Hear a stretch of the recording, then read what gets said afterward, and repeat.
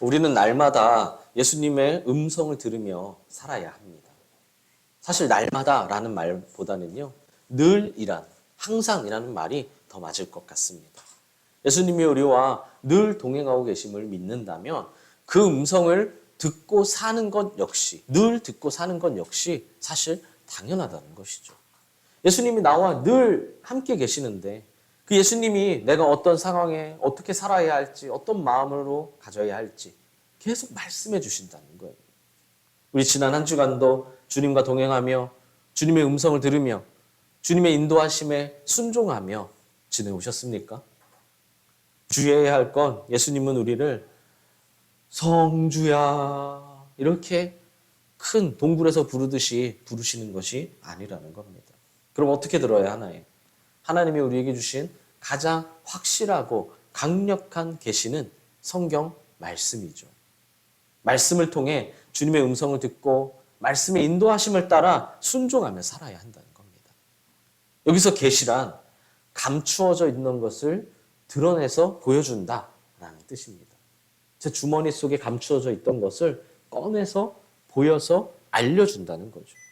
오늘 본문 3절에서도 뭐라고 합니까? 계시로 내게 비밀을 알게 하신 것은 이라고 하죠. 감춰진 주님의 뜻을 알려주신다는 거예요. 그럼 본문에서 우리가 알 수 있는 주님의 뜻은, 우리가 깨닫고 지켜야 할 계시의 말씀은 무엇일까요? 우리 1절부터 보면 지금 바울은 감옥에서 에베소서를 쓰고 있습니다. 우리 그래서 옥중서신이라고 했죠. 갇힌 자 된 바울이라고 합니다. 자기 스스로를 소개할 때 갇힌 자 된 바울. 지금 바울이 감옥에 있는 이유는요, 사도행전에 나오지만요, 이방인을 성전에 데리고 들어갔다라는 누명을 써서 지금 감옥에 들어간 거예요. 바울이 이방인은 성전에 들어갈 수 없는데 그 성전을 자기 마음대로 데리고 들어갔다라는 누명을 써서 지금 감옥에 들어갔다는 거예요. 체포됐어요. 그걸 정확히 뭐라고 하죠? 그리스도 예수의 일로 너희 이방인을 위하여 갇힌 자 된 나 바울이라고 합니다. 그러니까 자기가 지금 누명을 써서 감옥에 들어가 있는데 바울은 그것을 뭐라고 설명해요? 그리스도 예수의 일로 감옥에 갇혔다. 너희 이방인들을 위하여 내가 감옥에 갇혀 있다라고 이야기하죠. 한마디로 복음을 전하는 것 때문에 감옥에 있다는 거예요. 그리고 이는 이방인을 위한 것이다. 너희들을 위한 것이었다라고 하죠. 생색을 내는 게 아니고요. 예수님을 전할 수만 있다면, 단 한 영혼이라도 더 구할 수만 있다면 뭐 감옥에 가든 어딜 가든 마다하지 않겠다는 거예요. 복음과 영혼을 위해 받는 고난은 얼마든지 인내하겠다는 겁니다. 내가 복음을 위해, 영혼을 위해 고난을 받는 것은 내가 얼마든지 인내하겠다는 거예요. 예수님은 날 위해 생명까지 버리셨는데 내가 예수님의 일로, 내가 예수님을 위해 감옥에 가는 건 오히려 영광된 일이라는 겁니다. 예수님은 영혼을 살리려고 직접 인간의 몸을 입고 이 땅에 오셨는데 나도 내가 영혼을 위해 살 수 있다는 것은 오히려 감사한 일이라는 거죠. 물론 누구나 이렇게 살 수 있는 것은 아닙니다. 다 복음과 영혼을 위해서 내가 어떤 고난도 받겠습니다. 다 아무나 그렇게 살 수 있는 것은 아니에요. 고난을 겪을 때 내가 겪고 있는 그 고난조차 주님이 허락하셨음에 일어난 일이라는 것을 믿고 인내하는 것. 실패를 만났을 때 그럼에도 불구하고 나를 사랑하시는 주님을 바라보고 감사할 줄 아는 것. 우리는 최소한 목사 정도는 돼야, 그것도 저 정도로는 안 되고 막 연차도 나이도 많으시고 수준이 높으신 목사님 정도는 돼야 가능한 일이라고 생각합니다. 그러나 그렇지 않아요.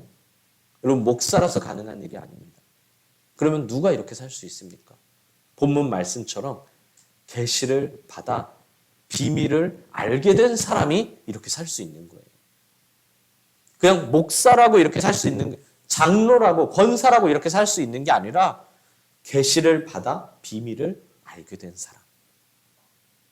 그럼 누군가는 거봐요 목사님, 결국 아무나 그렇게 살 수 있는 건 아니네요 라고 말할 수도 있을 겁니다. 하지만 가장 확실한 계시 뭐라고 했죠? 성경 말씀이라고 했습니다. 가장 확실한 계시는요, 성경 말씀이에요.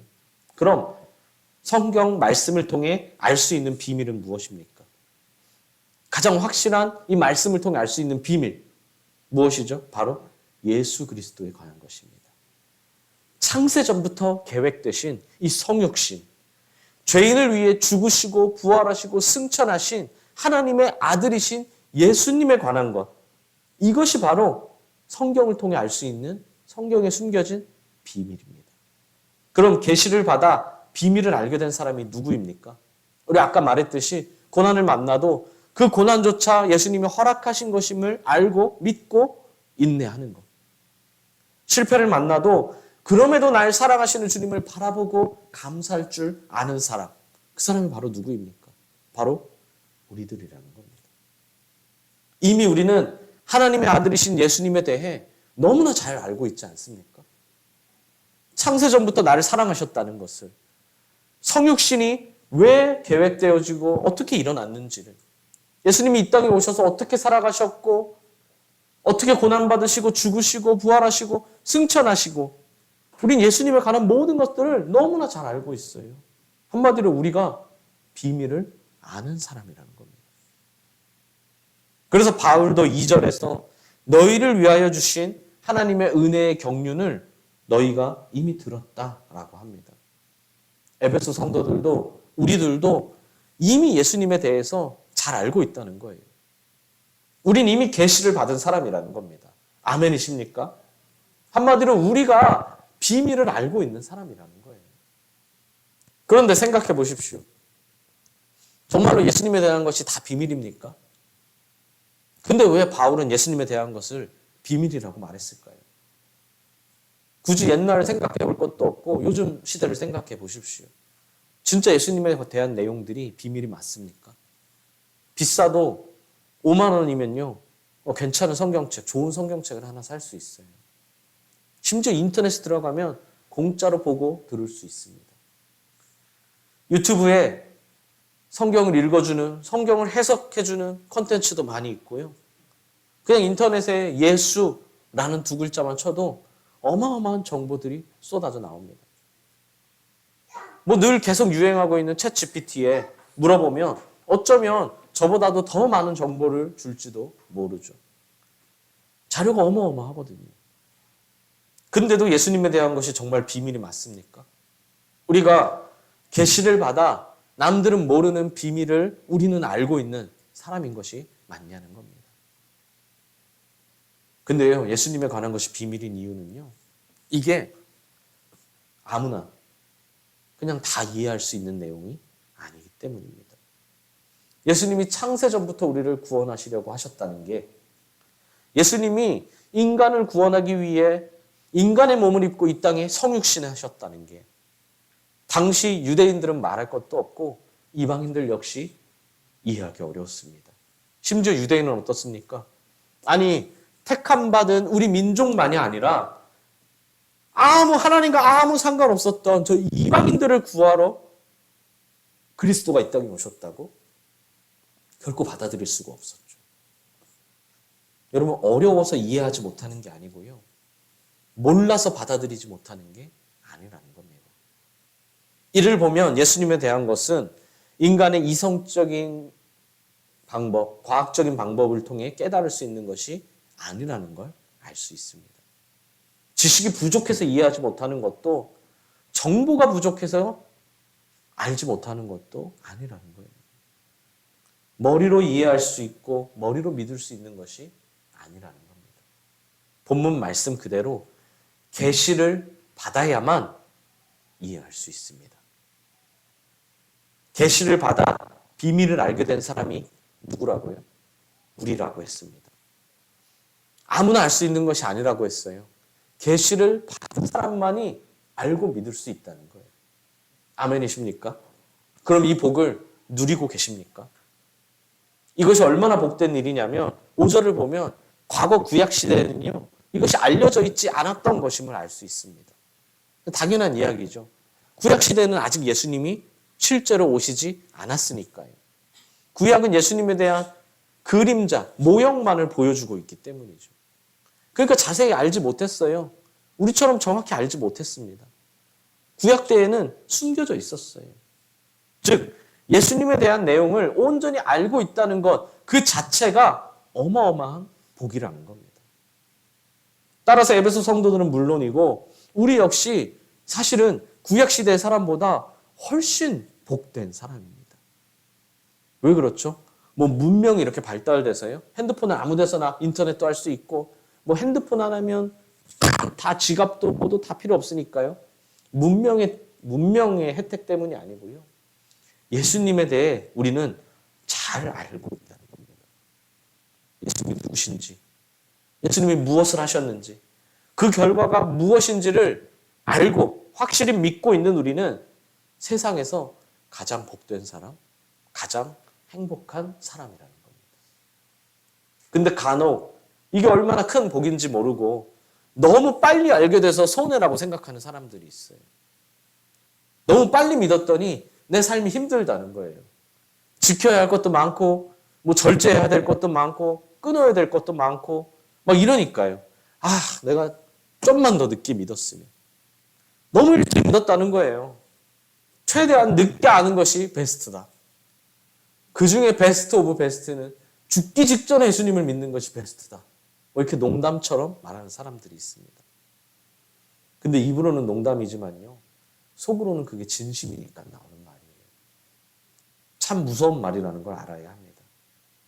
저는 단지 인간은 언제 죽을지 모르니까, 인간은 약해서 언제 죽을지 모르니까 미리 믿는 것이 제일 복된 거야. 이런 말을 하는 것이 아니에요. 그게 아니고요. 이 비밀을 아는 것 자체가 인생의 가장 큰 복이라는 걸 여러분 확실히 알고 믿으셔야 한다는 겁니다. 동시에 우리가 것은 본문에서 뭐라고 설명합니까? 함께 상속자가 되고 함께 지체가 되고 함께 약속에 참여하는 자가 되기 위함이다 라고 합니다. 이걸 명심해야 됩니다. 유대인이든 이방인이든 우리든 주 안에서 모두 하나라는 겁니다.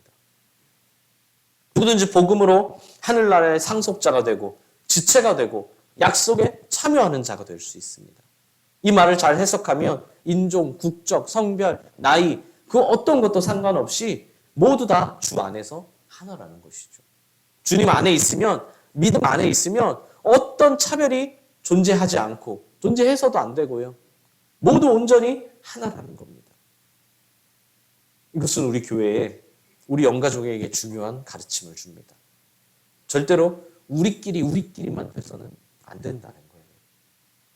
우리가 다 아는 걸 모른다고, 아니 우리 교회 다니는 사람, 우리 영가족들은 다 아는데 그 사람 모른다고 무시한다거나 핀잔을 준다거나, 아니 우리들은 다 지키는데 안 지킨다고 하는 것은 여러분 엄청 큰 잘못입니다. 여러분 그건 바리새인들이 서기관들이 했던 것과 같아요. 나는 이렇게 율법을 탁탁탁탁탁탁탁탁탁 잘 지키는데 너희들은 나보다 참 안 하지 않느냐. 깔보고 무시하는 거죠. 여러분 우리에게 은연 중에 그런 모습이 나와서는 안 됩니다. 우리는 이미 계시를 받아 이 비밀에 대해 너무나 잘 알고 있거든요. 우리 중에 예수님이 왜 죽으셨는지를 모르는 사람이 있습니까? 우리 중에 예수님이 어떻게 죽으셨는지, 어디에서 죽으셨는지 모르는 사람이 있습니까? 예수님이 며칠 만에 부활하셨는지, 예수님이 왜 부활하셨는지, 예수님이 왜 승천하셨는지, 지금 승천해서 어디에 계시는지, 성령님이 언제 오셨는지 우리 중에 이걸 모르는 사람이 있습니까? 다 알아요. 근데 이것이 지식이 되고 이것이 판단의 기준이 되고 이것이 잣대가 되면 안 된다는 거예요. 모르는 사람은 무시하고 배척하고 하는 것은 엄청 큰 잘못입니다. 우린 누구든지 안아주고 감싸주고 함께 나아가야 할 사람들인데 우리가 밀어내고 무시하고 거절하는 삶을 살아서는 안 된다는 거죠. 바울은 어떤 사람이었습니까? 물론 지금 이 에베소서를 쓰고 있는 이 순간에는요. 우리 골로새서 하면 계속 철컹철컹 하는데요. 그죠? 그걸 쓰고 있는 그 순간에는요. 누구보다 위대하고 훌륭한 사도였어요. 그러나 그 전에 바울은 어떤 사람이었습니까? 바울이 되기 전에 사울일 때 바울은 어떤 사람이었습니까? 다른 사람의 말을 빌릴 것도 없습니다. 본인 스스로 자신을 그렇게 평가합니다. 디모데전서를 보면 바울은 자기 스스로를 비방자요, 박해자요, 폭행자였다라고 합니다. 자기 자신이요. 그리고 뭐라고 하죠? 자기는 죄인 중에 제일 괴수였다라고 말하죠. 이건 겸손의 말이 아니에요. 자신의 실제 이전의 모습을 묘사하는 겁니다. 그도 그럴 것이 실제로 수많은 그리스도인들이요, 이 바울로 인해 고통을 당했고요, 심지어 순교한 사람도 있었습니다. 바울에게 박해를 받아서요, 고통을 받고 순교한 사람도 있었어요. 심지어 바울 때문에 신앙을 저버리거나 신앙을 포기한 사람들은요, 훨씬 더 많았어요. 단지 죽기까지 믿음을 지켜, 차라리 그건 오히려 그 사람에게 복일 수도 있어요. 내가 믿음을 지키는 것 때문에 많은 고난을 받았다? 이건 그에게 분명히 상급으로 다가올 겁니다. 근데요, 진짜 안타까운 것이 뭐예요? 바울 때문에 믿음을 포기한 사람들이 많았다는 거예요. 신앙을 버린 사람들이 많았다는 거예요. 너무 핍박하니까요. 바울의 핍박이 두려우니까요. 여러분, 세상에 이것보다 더 큰 죄가 어디 있겠습니까? 이것보다 더 큰 죄가 어디 있어요? 누군가의 믿음을 나 때문에 잃어버리게 한다. 누군가 신앙생활 잘하던 사람인데 나 때문에 교회를 안 다닌다. 이거보다 큰 죄가 어디? 주님은 한 영혼이 천하보다 귀하다고 하셨는데 한 사람도 아니고 수많은 사람들을 그렇게 만들었다. 근데 그런 사람이 바로 바울이었어요. 그랬던 바울을 예수님이 구원해 주셨습니다. 그리고 복음을 맡기셨어요. 사명을 주신 거죠. 예수님의 은혜를 깨달은 바울은, 주신 사명을 깨달은 바울은, 즉 계시를 받아 비밀을 알게 된 바울은요, 오직 복음을 전하겠다는 그 사명 하나로 살아갑니다. 누구보다 자신이 저질렀던 악행을 자세히 알고 있었기 때문에 더더욱 단 한 영혼이라도 더 구원하기 위해서, 단 한 사람이라도 다시 돌아오게 하기 위해서 자신의 평생을 바쳤다는 거예요. 그래서 바울은 진짜 결혼도 안 하고 그냥 오직 복음만을 위해 살았죠. 아무것도 쌓지 않고요. 자신의 잘못을 더 잘 알고 있었기 때문에 더 한 영혼을 위해 진짜 자신의 말 그대로 전부를 다 바쳤어요. 그러니까 여러분, 내 눈에 조금 믿음이 부족해 보인다고 해서,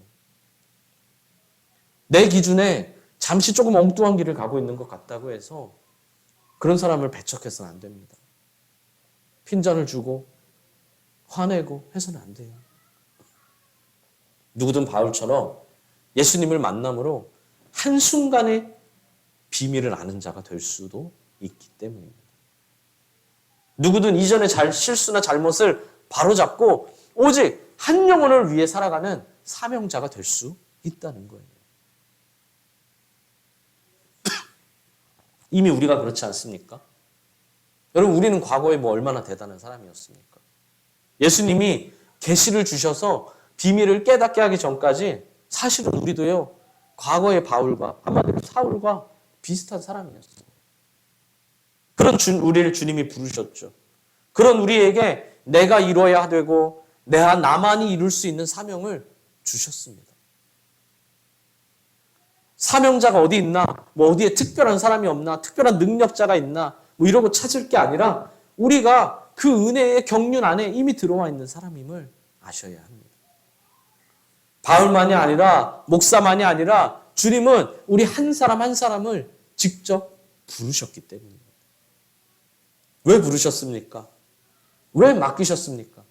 나를 통해 이루기를 원하시기 때문이죠. 여러분, 사명은 내가 이루어야 할 일이라는 겁니다. 근데 주님이 그냥 사명만 툭 맡기셨겠습니까? 그냥 야, 이거 이뤄라 하면서 툭 던져주셨을까요? 사명을 이루기 위해 필요한 것들을 이미 허락해 주셨고, 또한 앞으로 살아가면서 필요한 것들을 이미 다 예비해 놓으셨습니다. 우리는 이미 주신 그 능력으로 잘 살아가면 되고 또한 때마다 주시는 그 인도와 은혜로 사명을 이루어가면 됩니다. 이것이 바로 비밀을 아는 사람의 삶입니다. 사랑하는 수원동일교회 성도 여러분, 우리는 계시를 받아 비밀을 아는 사람입니다. 이런 우리에게 나를 향한 하나님의 놀라운 계획이, 나를 통해 이루실 하나님의 놀라운 뜻이 있습니다. 이 사명을 확실히 붙잡을 때 우리에게 맡겨진 사명이 무엇이든 그 사명을 반드시 이뤄낼 수 있습니다. 그러므로 주님이 주신 사명을 꽉 붙잡으시길 바랍니다. 주님이 주신 사명이 곧 나의 능력이기 때문입니다. 그럼에도 만날 수 있겠죠. 때로는 견디기 어려울 만큼 억울한 일을 만날 수도 있을 겁니다. 그러나 화를 내고 원망에 빠질 이유도 여유도 없습니다. 사명을 향해 나아가기도 바쁘거든요. 우린 계속 나아가면 됩니다. 고난을 만나도 억울한 일을 만나도요. 그럼 나와 동행하시는 주님이, 늘 동행하시는 주님이 어떤 고난이라도 반드시 이겨내게 하시고 억울한 일이 있었다면 그 이상으로 갚아주실 것입니다. 이 믿음을 갖고 살아가는 것, 그것이 바로 비밀을 아는 자의 삶입니다. 그럼에도 끝까지 전 부족한데요, 전 이게 없는데요, 이게 모자란데요 하고 생각하는 분도 계실 겁니다. 그러나 꼭 명심하십시오.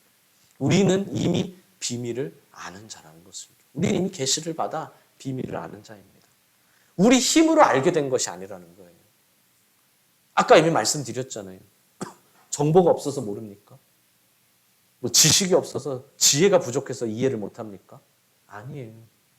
계시를 주셔야 알 수 있거든요. 이것처럼 우리 힘으로 승리하는 게 아닙니다. 주님이 힘과 능력을 주십니다. 비밀을 아는 자답게 살게 해주신다는 거예요. 우리가 비밀을 아는 사람이라면 우리 그 비밀을 아는 사람답게 살게 해주시는 분이 바로 주님이시라는 겁니다. 예수님의 12제자도 그랬습니다. 제자들이 다 학식이 뛰어나고 뭐 다 뛰어나고 좋은 사람들이었나요? 미래가 창창한 사람들이었습니까? 그 중엔 뛰어난 사람도 있었지만 전혀 그렇지 않은 사람도 있었습니다. 그냥 하루 벌어 하루 먹고 그냥 하루살이처럼 살아가는 사람들도 있었어요. 그럼 그들이 어떻게 제자가 되었습니까? 제자가 될 만했기 때문에 제자가 된 것이 아니라 주님이 제자로 삼아주셨기 때문에 제자가 되었어요. 그들이 어떻게 자신의 모든 삶을 바쳐 순교하는 사람도 있고 아니면 오래 늙어서 죽을 때까지 평생 복음을 위해, 사명을 위해 사는 사람이 어떻게 될 수 있었습니까? 원래 대단한 사람이었어가 아니라 주님이 힘을 주셨기 때문이라는 겁니다. 그렇게 살 수 있게 주님이 인도해 가셨다는 거예요. 바울도 어떻습니까? 물론 바울은요, 원래 엄청나게 뛰어난 사람이 맞습니다. 원래 누구보다 많이 배운 사람이고, 원래 누구보다 똑똑한 사람이고, 원래 가진 것도 많은 사람이었습니다. 그러나 그런 바울이 뭐라고 고백합니까? 자신의 지식이나 통찰력, 그것으로 자신이 깨달았다고 하나요? 아니에요. 아니면 기도를 많이 해서 깨달았다고 합니까?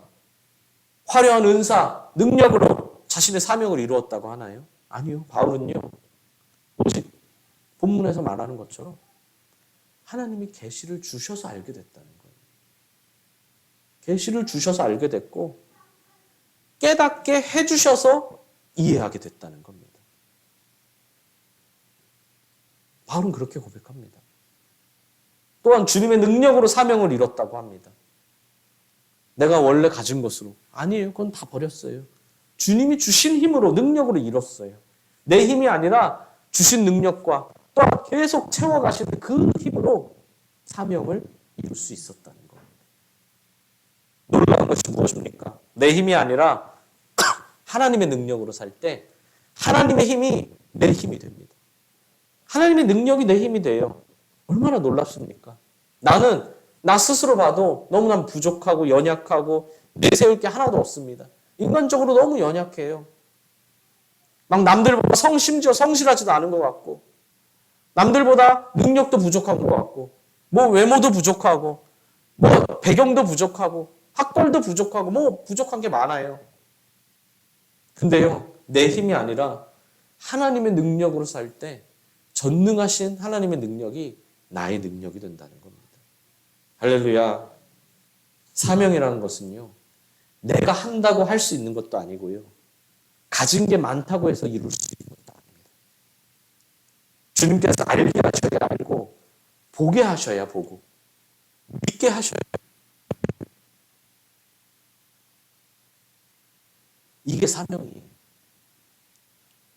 믿음의 삶은, 하나님의 나라는요, 나로부터 시작됩니다. 근데 나로부터 시작되는 건 맞는데요, 나로부터 시작할 수 있게 해주시는 분이 바로 우리 주님이시라는 거예요. 이것이 얼마나 놀라운 일입니까? 우리는 사명자이기에 세상 속에서 내가 사명자로 살아가야 할 숙제들이 있습니다. 사명의 사자도 모르는 이 세상 속에서 그 한가운데서 우리는 사명자로 살아가야 되잖아요. 근데요, 주님은 이 숙제를 주시기 전에 이미 이 숙제를 충분히 이루고도 남을 만큼 필요한 것들을 주셨다는 거예요. 계시해 주셨기에 비밀을 아는 자가 될 수 있고, 은혜를 주시기에 비밀을 아는 자답게 살 수 있는 줄 믿습니다. 얼마나 감사한 일입니까? 이 은혜의 비밀을 누리는 우리 모두가 되기를 간절히 소망합니다. 그러니까 여러분, 제일 베스트 중에 베스트는 죽기 직전에 믿는 거다? 여러분, 이게 얼마나 답답한 말인지 좀 이해가 되십니까? 그 비밀을 아는 것 자체가 어마어마한 복이고요, 그 비밀을 아는 자답게 살 수 있게 해주시는 분이 우리 주님이신데, 이걸 늦게 알면 좋다? 마지막에 아는 게 제일 좋다? 참 답답한 소리죠. 새벽 11조 때 말씀드린 것처럼 이걸 아는 사람만이 주님의 길을 갈 수 있습니다. 날씨가 좋아도, 때로는 우리 마지막 날 새벽 11조 때 완전 시커맸거든요. 그 전날까지 화나고 다 그랬다고요. 심지어 저 교회 오는 길에 갑자기 무슨 도로 길 포장을 새벽부터 하더라고요. 막 덜컹덜컹 되면서 왔습니다. 차가요. 깜깜한데. 어떤 날은 되게 좋고 어떤 날은 힘들고 이러기도 해요. 근데 그럼에도 꾸준히 그 길을 갈 수 있는 것, 주님이 계시를 주셔서 비밀을 아는 사람이 되었기 때문입니다. 여러분의 사명은 무엇입니까? 여러분, 혹시 그 사명을 이룰 수 있을까 없을까, 뭐 이걸 내가 할 수 있을까 없을까, 이런 내가 조건이 되나 안 되나 뭐 걱정하고 계시진 않습니까? 다 쓸데없는 걱정입니다, 여러분. 우린 다 비밀을 아는 사람이라는 걸 꼭 명심하십시오. 비밀을 아는 자답게 살 수 있도록, 그렇게 살도록 주님이 우리와 동행하시는 거예요. 늘 동행하시는 겁니다. 아는 자답게 살 수 있도록. 부족할 때 힘을 주시고, 넘어질 것 같을 때 손을 잡아주시고, 심지어 때로는 넘어졌어도 다시 일으켜 주시는 분, 그 주님이 나와 늘 함께 계신다는 걸 꼭 명심하시길 바랍니다. 이걸 아는 사람이 주의 길을 갈 수 있다고 했습니다. 주의 길을 걸어가는 우리 모두가 되기를 간절히 소망합니다.